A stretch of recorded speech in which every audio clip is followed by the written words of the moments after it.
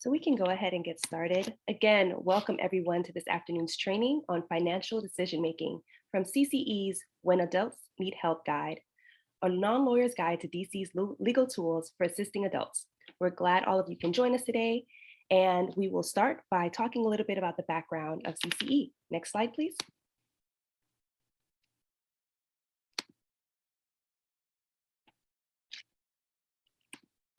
CCE is a nonpartisan, nonprofit civic organization. For nearly 40 years, CCE has worked to improve the system of justice in the District of Columbia with the goal of having it serve all members of the public effectively and equitably.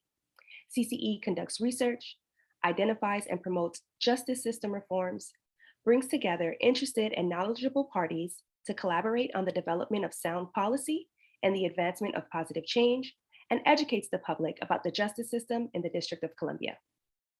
Among other educational efforts, CCE has published and distributed over 370,000 copies of plain language booklets, guides, and other materials explaining various areas of the law and court processes in the District of Columbia. Electronic copies of these guides are available on CCE's website. CCE and Quality Trust, along with other interested organizations such as the AARP's Legal Counsel for the Elderly and Disability Rights DC at the University Legal Services, collaborated to produce a guide for the public entitled When Adults Need Help Making Decisions and Managing Daily Affairs, a non-lawyer's guide to DC's legal tools for assisting adults. This guide has two overall goals. One, to be comprehensive. The guide not only covers the traditional and more familiar legal tools in this area, such as guardianship, conservatorship, and power of attorney, but also less well-known alternatives, such as supported decision-making. In the right circumstances, these alternative tools can be highly effective. The second goal is so that the guide can be easily understood by non-lawyers. Thus, to the extent possible, the guide avoids technical terms and is written in straightforward, plain language. The webinar is an outgrowth of CCE and Quality Trust's collaborative effort on the guide. Next slide, please. Good afternoon. My name is Holly Caesar, and I am the Jenny Hatch Justice Project staff attorney. I want to apologize a little bit in advance. I'm a little under the weather, so my apologies. I may be coughing just a smidgen. Sorry about that, everyone. But I did want to officially introduce myself first. And in addition to me, you also hear from my wonderful co-panelist, Carrie Vandenberg, our Quality Trust staff attorney. And Quality Trust for Individuals with Disabilities is an independent, nonprofit advocacy monitoring organization that has been advancing the rights of DC residents with developmental disabilities since 2001. Our work through our monitoring, lay advocacy, and legal services is deeply rooted in promoting rights protection and advancing decision-making supports that maximize people's self-determination. For nearly 20 years, Quality Trust has worked to improve the lives of children and adults with disabilities and their families in the District of Columbia. Quality Trust works with individuals and family members to solve problems, identify opportunities for learning and contribution, and find creative ways to minimize differences and make the most of each person's abilities. Quality Trust Jenny Hatch Justice Project is dedicated to advancing the decision-making rights of people with disabilities and helping them avoid undue or overbroad guardianship. We provide legal assistance to DC residents who have questions about their decision-making rights, who are in a guardianship that they are unhappy with, or who want to explore less restrictive forms of decision-making support, such as supported decision-making agreements, powers of attorney, advanced directives, and other legal options. Next slide, please. So again today, your presenters will be Holly Caesar, the Jenny Hatch Justice Project staff attorney with Quality Trust for Individuals with Disabilities. We also have Carrie Vandenberg, who is a staff attorney with Quality Trust for Individuals with Disabilities. And you have me, Jennifer Ubiera. I am a senior policy counsel at the Council for Court Excellence. Next slide, please. Good afternoon, everyone. My name is Carrie Vandenberg, and I am the Quality Trust staff attorney. The list above proceeds from the least to most restrictive legal tools. During this webinar, we will place an emphasis on the newest, most flexible, and least restrictive tool, supported decision-making. In the right circumstances, it can be highly effective and used without having to hire a lawyer or involve the courts. It also avoids restrictions on personal autonomy and the rigidity of the more traditional tools of guardianship and conservatorship. It is therefore consistent with an overarching principle of DC law that supportive arrangements allow the greatest degree of self-determination possible, consistent with the mental and physical limitations of the person needing help. Next slide, please. What happens at 18 years old? The age of majority in DC is 18. That means that when a person turns 18, they are considered an adult and presumed by the law to be able to make their own decisions, even if they have a disability. There is a strong statutory presumption of capacity in DC. Under the law, an adult 18 or older shall be presumed competent and to have the capacity to make legal, healthcare, and all other decisions for himself or herself, unless certified otherwise under the DC Healthcare Decisions Act, or deemed incapacitated or incompetent by the court. Under the law, incapacity shall not be inferred from the fact that a person has been hospitalized for mental illness or has an intellectual disability. In the past, when an adult with a disability needs support with decision-making, the traditional advice was to go to the court and seek guardianship, even when all the restrictions and protections of guardianship were not necessary. Now, however, there are less restrictive, less formal, and less expensive options that should be explored first.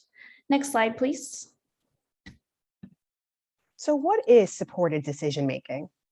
At its most basic level, supported decision-making refers to a common everyday practice with which we are all familiar.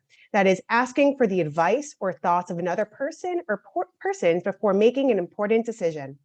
It's given a special name in the context of people with disabilities to remind us that just because they may need more or different kinds of help in understanding the decision to be made, it does not mean that they are incapable of making the decision. In this way, supported decision-making can be seen as a reasonable accommodation for a person's disability.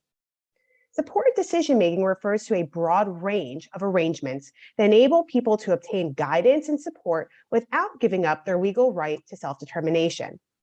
They can choose one or more trusted family members, friends, or advisors to provide help in understanding, making, and communicating significant life decisions, while retaining the right to make those decisions for themselves.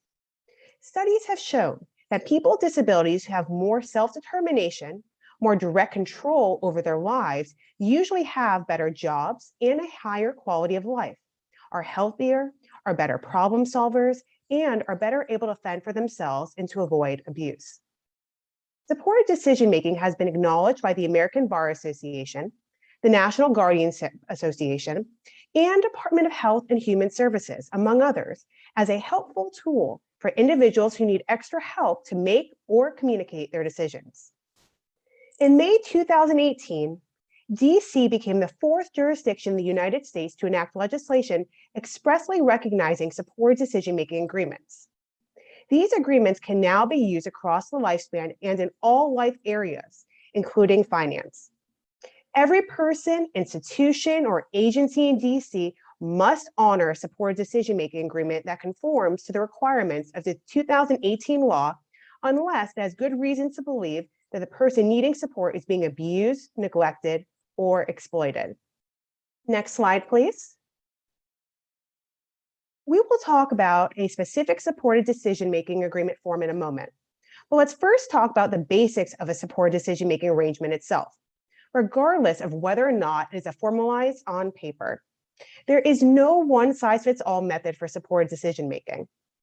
Supported decision-making, regardless of whether it is used in the financial context, is going to look different for different people.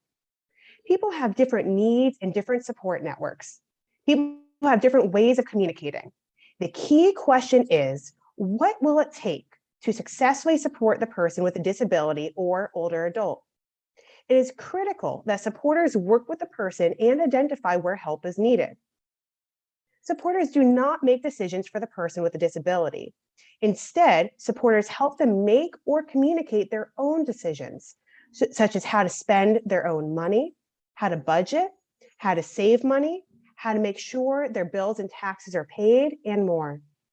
Supporters may also explain the choices that the person faces in more easily understandable ways, ask questions for the person, help gather information, or assist with the person's communication to others. The supporter should be an adult that the person chooses and trusts, someone who wants to become their supporter and who wants to act in that role, who wants the person to make their own decisions, who is trustworthy and reliable, and who is not likely to hurt or exploit the person in some way. Next slide, please. Now, what is a statutory supported decision-making agreement? It is a way of formalizing a supported decision-making arrangement by putting it in writing. The person with a disability, including older adults, can use DC's statutory supported decision-making agreement form, which complies with the requirements of the 2018 law.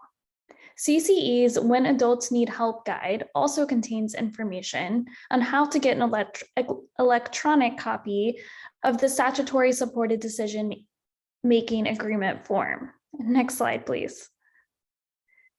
One important thing to keep in mind when using a supported decision-making agreement to formally record a supported decision-making arrangement is that there are special rules for who can be a formal supporter. Under the law, certain people cannot be a formal supporter under a SDMA, which includes support for financial decisions. There are two types of restrictions. The first restriction applies to people connected to certain governmental agencies or providers who are not relatives of the supported person. A formal supporter who is not a relative of the person cannot own or operate any entities that provide disability or healthcare services to the supported person. A formal supporter who is not a relative of the person also cannot work for a governmental agency that is financially responsible for the supported person's care. So, depending on the person, that could include, for example, employees of the Child and Family Services Agency, or DC Healthcare Finance, DC's Medicaid agency, or the Department on Disability Services. But remember, these first types of restrictions do not apply if the supporter is a relative of the person. So you can be an employee of the DC Healthcare Finance and be the formal supporter of someone who receives Medicaid, provided you are related to that person. Next slide, please. Second restriction on who can be a formal supporter using a supported decision-making agreement has to do with illegal or wrongful behavior. Even if a formal supporter is a relative of the person who needs support, the general rule is that they cannot, one, have been found by a government agency to have abused, neglected, or exploited the supported person, or inflicted harm upon a child, older adult, or person with disability, or two, have within the last 7 years been convicted of certain crimes, including sexual offenses of aggravated assault against a child, older adult, or person with disability, fraud, theft of $1,000 or more, forgery, or extortion. The big exception for the second restriction is that these background requirements do not apply if the supported decision-making agreement is for educational decisions only. But this webinar is about financial decisions, not educational decisions. So these background requirements do apply to formal supporters in this context. Next slide, please. So how do you make a financial statutory supported decision-making agreement? First, you need to use a statutory supported decision-making agreement form.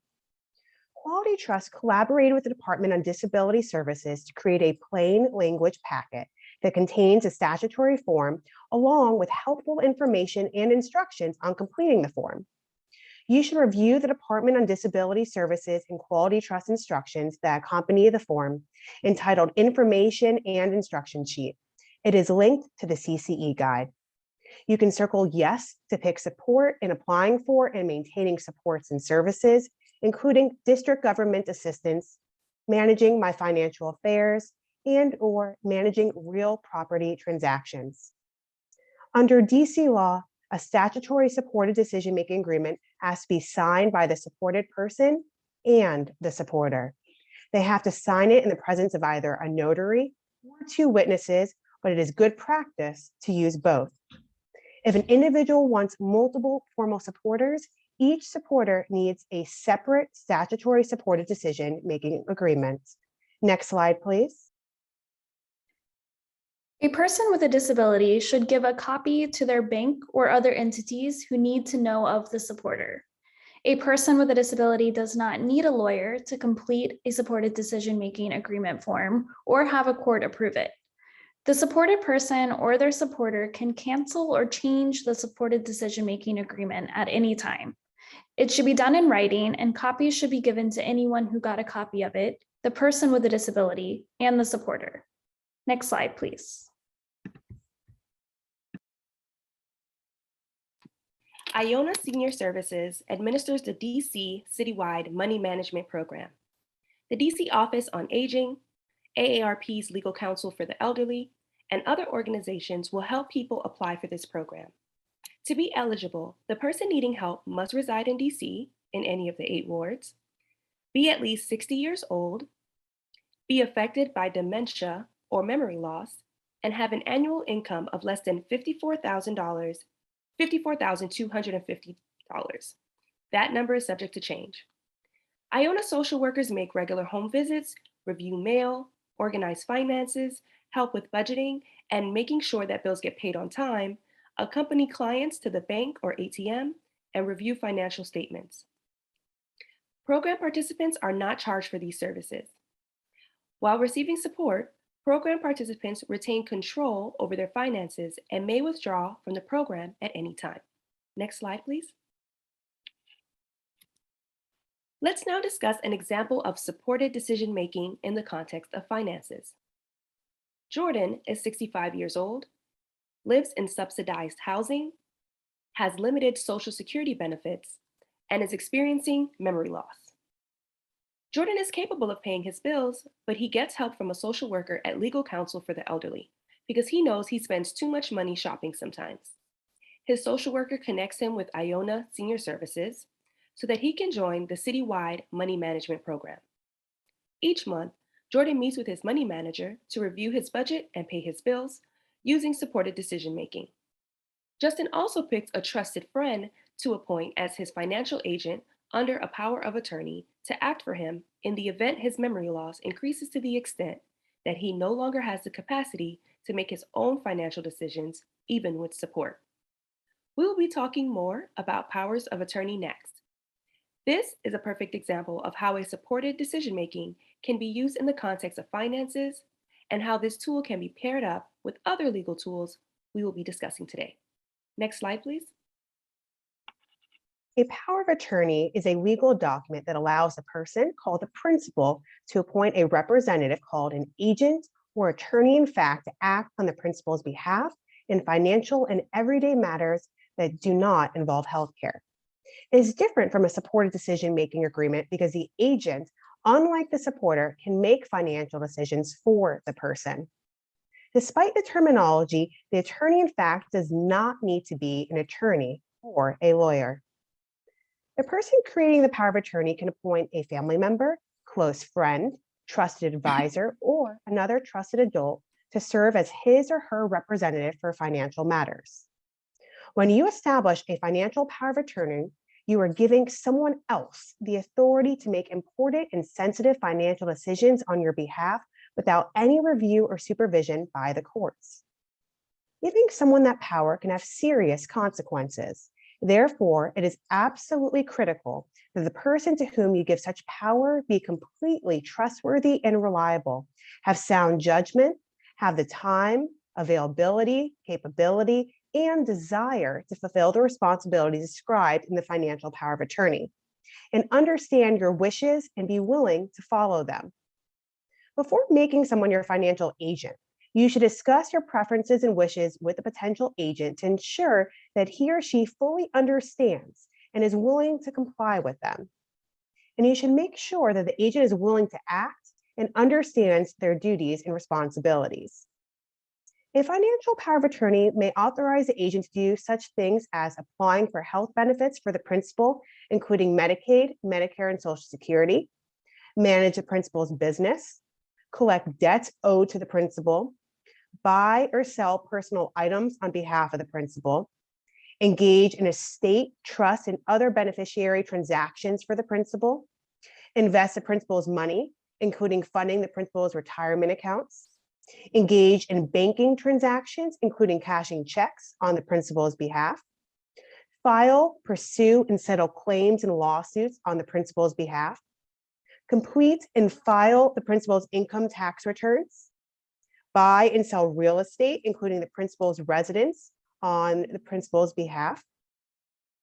And a financial power of attorney enables a person to appoint an agent to act on his or her behalf in financial matters, but not with respect to medical or healthcare decisions.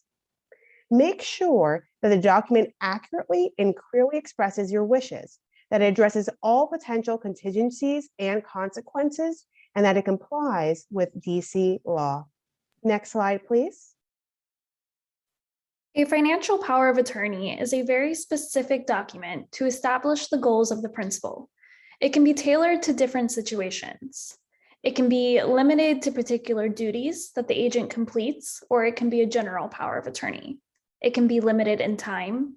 It can be effective immediately or effective only upon certain triggering events, often incapacity. If it is effective sometime in the future, it is called a springing power of attorney. It may require additional work from the agent to get the power of attorney in place. A durable financial power of attorney will survive incapacity, meaning it will still be effective if the principal loses capacity. The word durable has to be on the document or explained, or else it will no longer be effective. A financial power of attorney can also be combined with a supported decision-making agreement. Next slide, please, or continue, sorry. DC law provides a form for creating a financial power of attorney.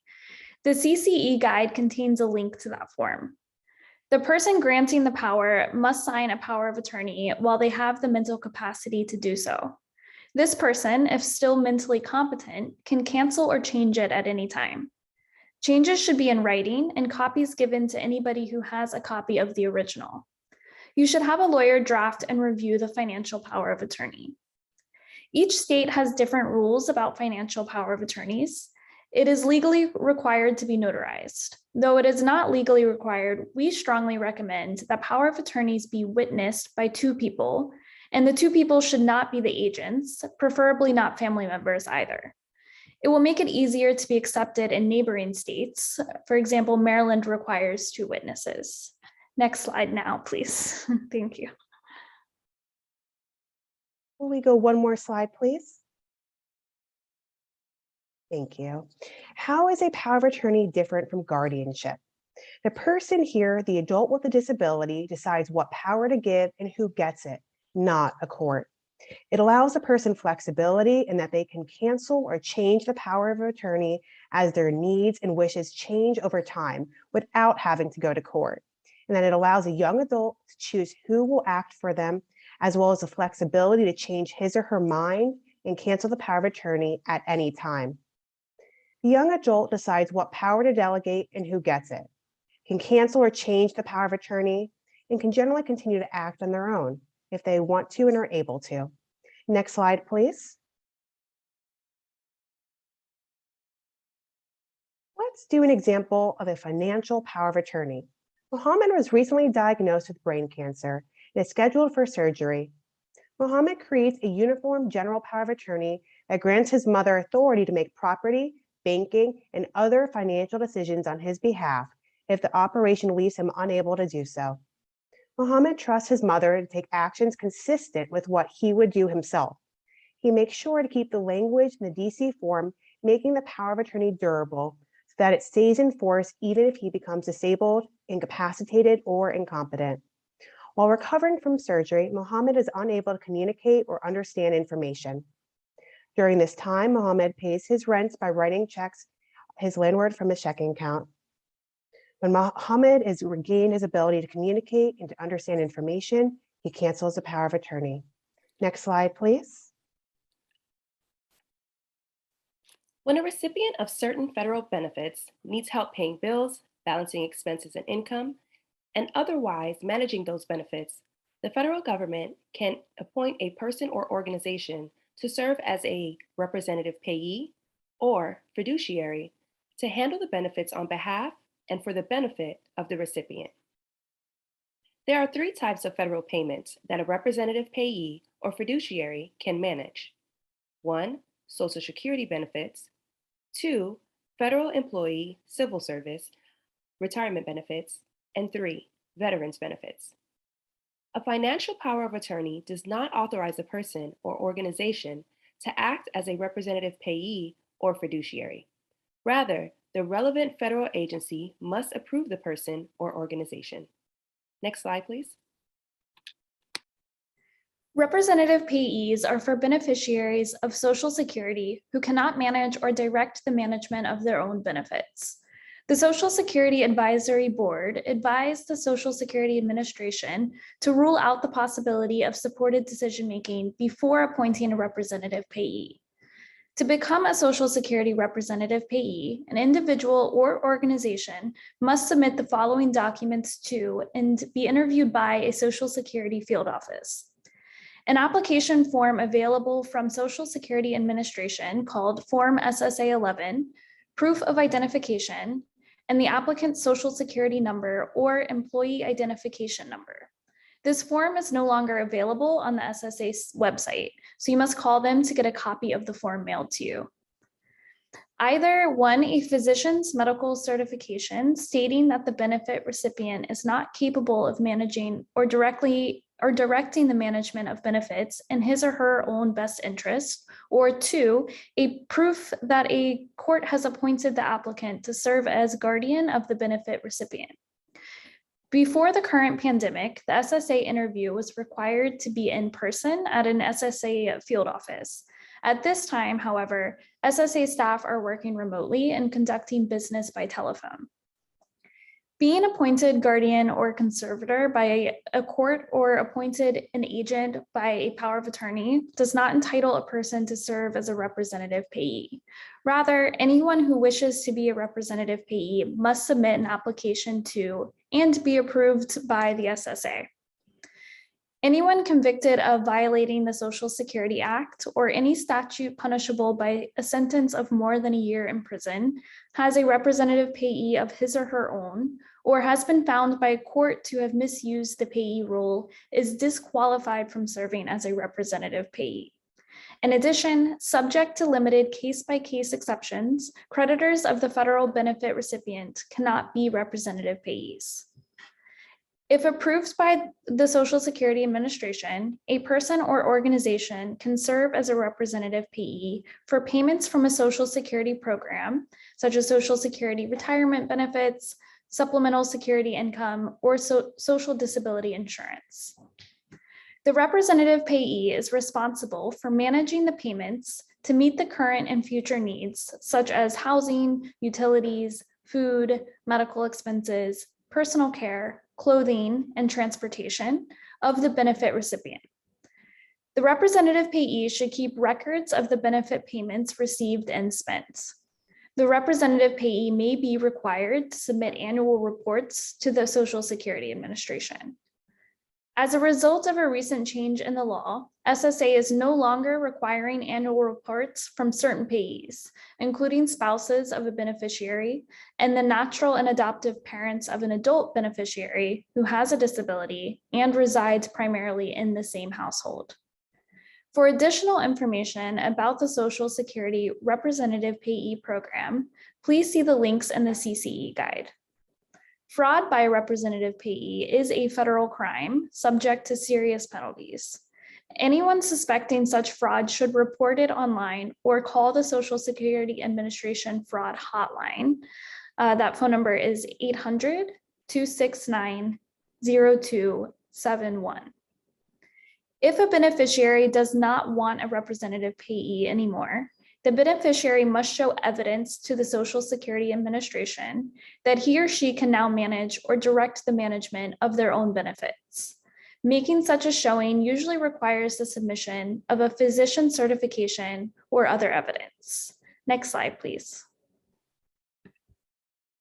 Let's now discuss an example of a representative payee for Social Security benefits. Lena, who receives supplemental security income, SSI, has dementia and might get evicted from her apartment for not paying rent. She does not have anyone to handle her finances, and she says that she no longer understands her financial situation, even with support. Lena goes to Iona Senior Services and fills out the papers to make it her representative payee. After that, Iona Senior Services helps Lena pay her rent every month so that she can stay in her apartment. Next slide, please. The Office of Personnel Management will make federal retirement payments to an approved representative payee responsible for managing the funds on behalf and for the benefit of a retired federal employee called an annuitant who lacks the capacity to handle the money on his or her own. Only a court-ordered guardian or conservator or other approved representative payee is allowed to handle an annuitant's benefits with OPM's approval. That is, a family member, friend, or organization that wishes to serve as a representative payee must submit a completed application form to OPM. For a link to the form, please see the CCE guide. An applicant must either show proof that he or she is already serving as the annuitant's conservator or guardian, or provide medical documentation for the annuitant's disability, including how long the disability is expected to last. This documentation must show that the annuitant is unable to manage his or her benefits. An applicant must also provide notarized statements explaining his or her relationship to the annuitant and who currently handles the annuitant's affairs.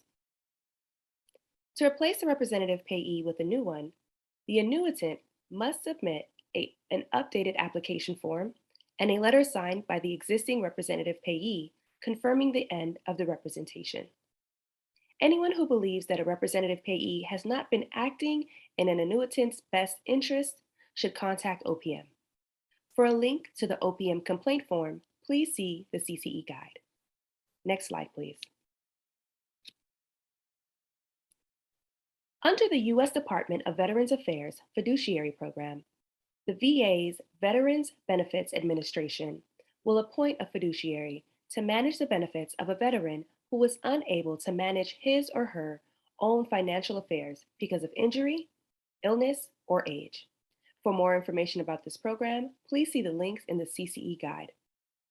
To become a fiduciary, a family member, friend, or organization must give the local VA regional office the name and VA file number of the veteran who needs help, the proposed fiduciary's name and contact information, and a completed fiduciary statement in support of appointment. Please see the links in the CCE guide. If the VA agrees that the veteran cannot manage his or her financial affairs, it will investigate the proposed fiduciary, including doing a criminal background check, reviewing credit reports, conducting a personal interview, and reviewing character reference recommendations. A veteran can appeal the VA's decisions about whether a fiduciary is needed and who should be appointed fiduciary by submitting a notice of disagreement letter and any evidence showing that a fiduciary is unnecessary or that someone else should be appointed fiduciary. Please see links in the CCE guide. Fiduciaries must submit periodic accountings to the VA. Anyone believing that a fiduciary has misused veterans' benefits or engaged in improper or fraudulent activities should contact the VA using the toll-free number 800-827-1000 or by submitting a complaint. Next slide, please. Now let's discuss an example of a fiduciary for veterans' benefits. Floyd gets veterans' benefits. The government has sued him because he has not paid the taxes on his home. He also is late with his mortgage payments. Floyd has post-traumatic stress disorder because of his military service, and he has depression that is often severe and makes it hard to manage his financial obligations.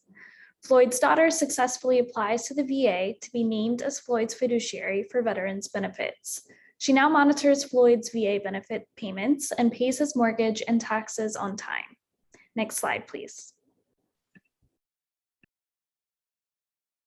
A special needs trust is designed for someone with a disability who receives government benefits, such as Medicaid or supplemental security income, but who may receive additional funds or assets that could disqualify him or her from eligibility for government benefits.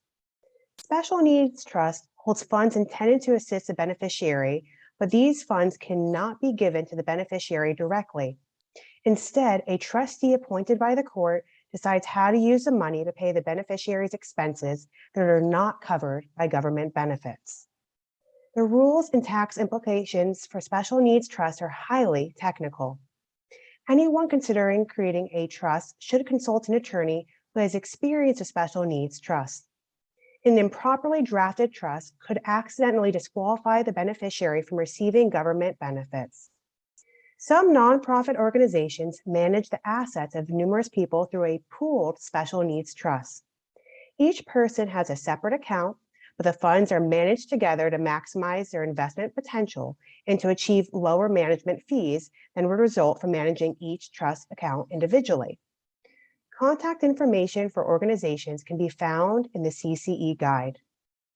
The Achieving a Better Life Experience ABLE Act of 2014 authorized the establishment of ABLE accounts, which are tax advantage savings accounts for individuals who acquired a significant disability before turning 26 and who are eligible for or already receive Social Security benefits. To learn more about ABLE accounts, please see the CCE guide. ABLE accounts can be managed by authorized representatives. Next slide, please.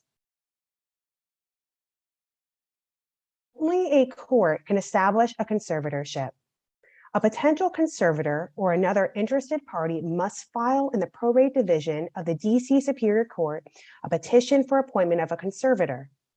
The court will schedule a hearing on the petition.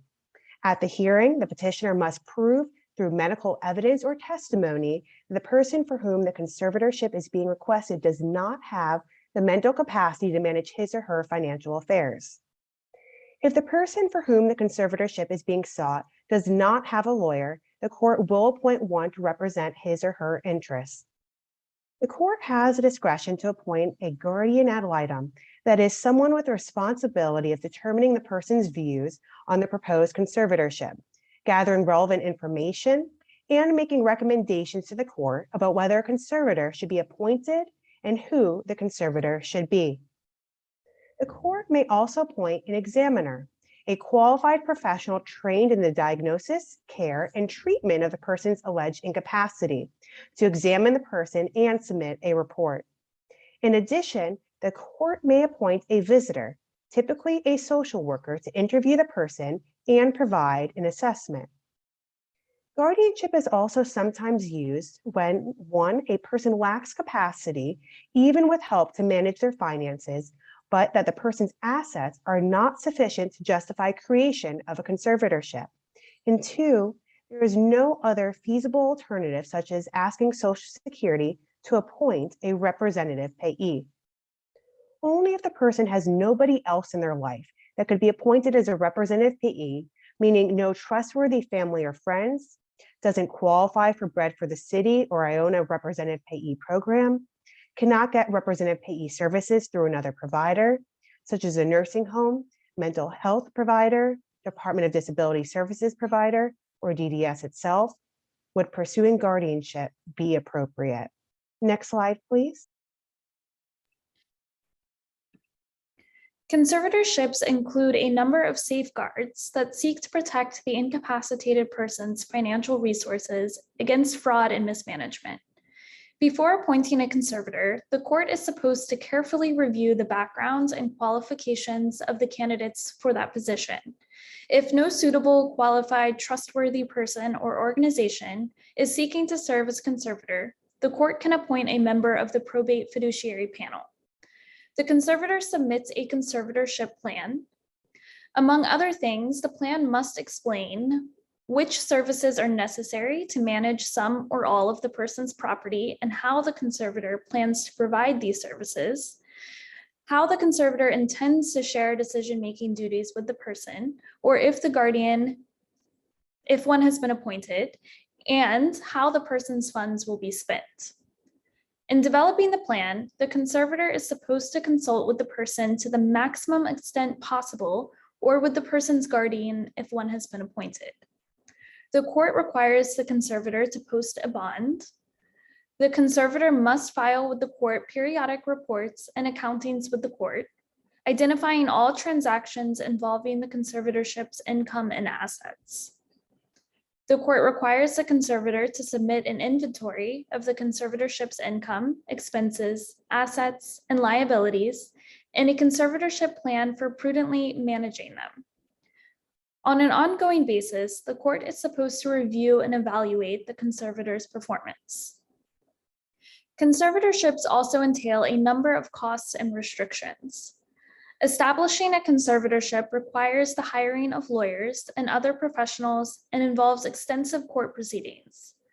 Conservators are entitled to be paid for their services from the property of the person under conservatorship. Once established, a conservatorship is difficult to undo or change, typically requiring court proceedings and the services of a lawyer and other professionals. Depending on the circumstances, the expense and formality of a conservatorship may not be necessary. That may be especially true if a durable financial power of attorney is in place. Depriving a person of the ability to control his or her own financial resources can harm the person's sense of security, independence, and self-worth, and thereby slow or prevent further development of, or even damage the person's decision-making capacity. Thus, a conservatorship should be imposed only if it is necessary, and there are no viable, less restrictive alternatives. To change or end a conservatorship, the person under conservatorship, the conservator, or any other interested person may file a petition seeking such relief from the court. The court can terminate the arrangement if it determines that either the person under conservatorship has recovered decision-making capacity or the need for the conservatorship has ended. For example, the person now has other supportive services that are providing adequate help.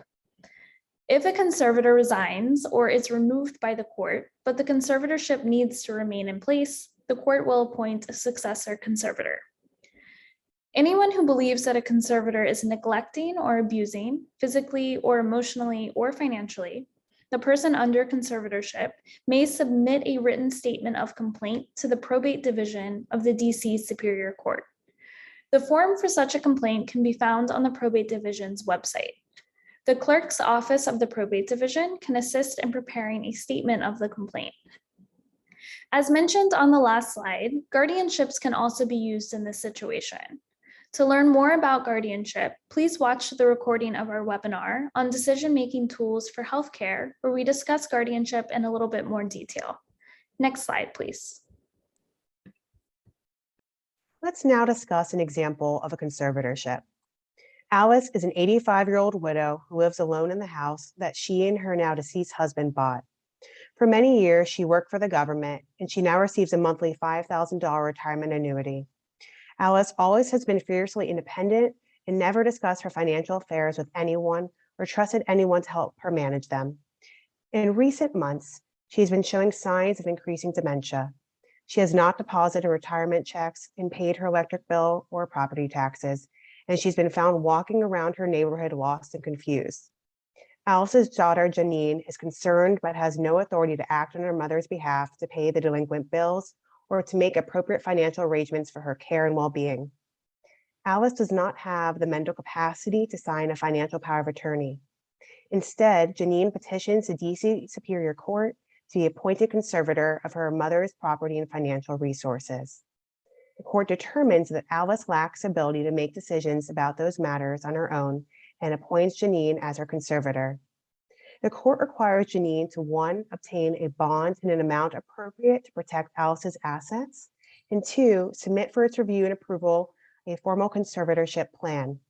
Upon the completion of that process, Janine has authority as conservator to manage her mother's property and pay her bills. Janine must submit to the court an annual accounting of Alice's income, expenses, and assets. Next slide, please.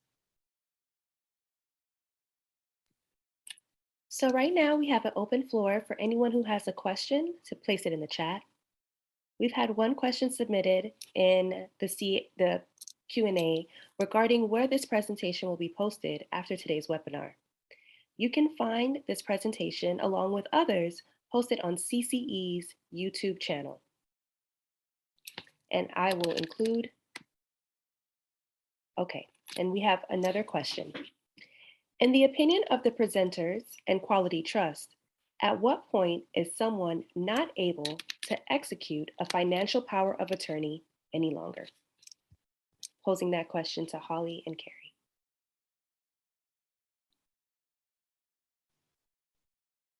Thank you very much for the question. And Carrie, please feel free to jump in as well if you want to add a little bit after me.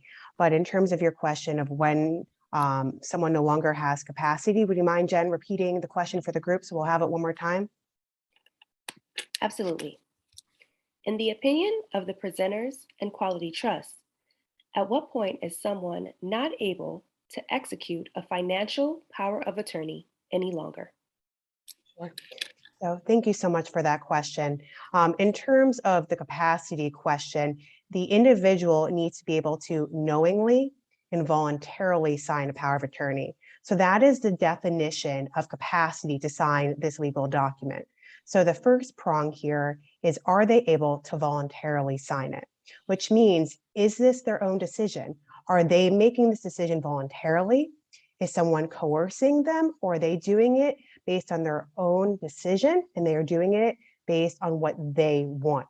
So the first prong is to make sure, and the attorney would make this determination of, one, is this a voluntary decision?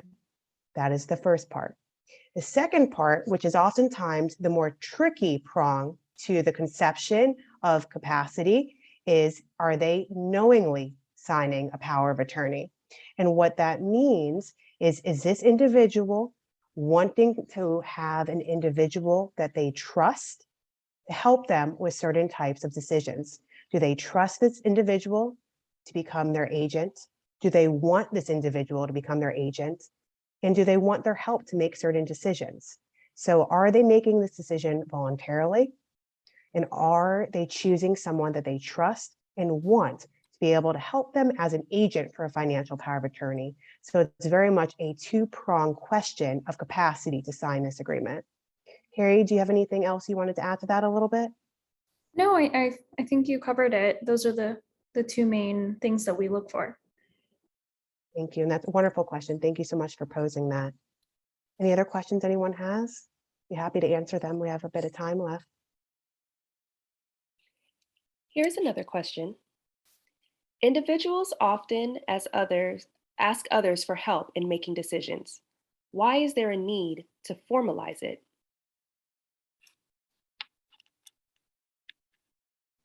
Carrie, you want to jump into that one and I'll answer after you. Yeah, sure. So I think can we see the questions? No. I can put it in the chat if you'd like. That's also helpful, repeat yeah. it. Yeah, you can repeat it. That works too.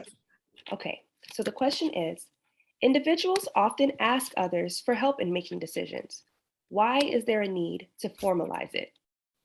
Sure. So I think it's just, it's like a safety mechanism, if you will. And I think, unfortunately, we live in a very paternalistic society that wants to question people's capacity. And again, capacity is presumed, and these formalized decision-making agreements are ways to protect that presumption of competency and capacity, and to make sure that somebody is receiving the support that they want and that they need in making healthcare and financial decisions, whatever those choices are.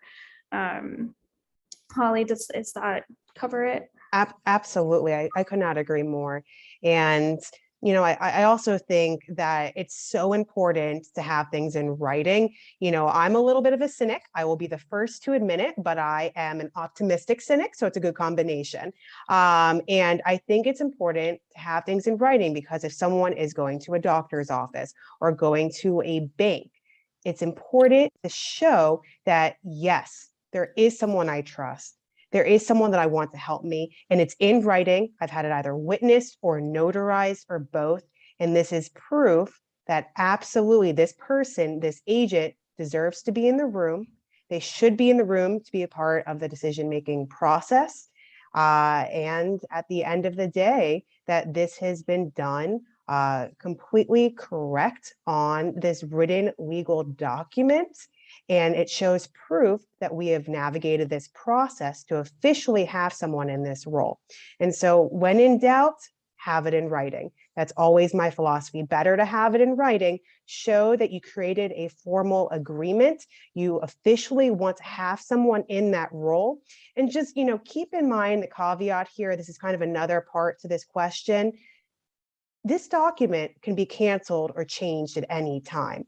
And so while sometimes it may scare individuals a little bit, my goodness, I'm about to have something in writing. How long is this going to follow me?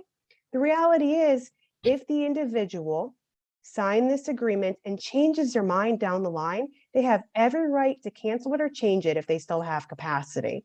And so this is not necessarily something that has to stand forever. So it's important that when you can, have it in writing, have a formalized agreement. And if that individual changes their mind later down the road, that is totally okay, because people change over time. Their interests, their values, the type of help they need can change over time. So if they need to change this or cancel this, that is totally okay. Thank you for that question. A great question as well. Great answer. Thank you all both for that. I'm sure folks are learning a lot in this moment. So we still have a few more minutes before we do our closing. If there's any additional question, we will still be watching the Q&A for the next couple of minutes. But I just wanted to thank everyone, including our presenters, Holly and Carrie, for presenting today, for answering these questions. And as is located in the chat, the contact information for both Quality Trust and CCE in regards to today's webinar, or if you have questions in general about guardianship, conservatorship, and other additional legal tools, please feel free to email us. After today, once completed, this recorded webinar will be placed on CCE's YouTube page. That link is also located in the chat.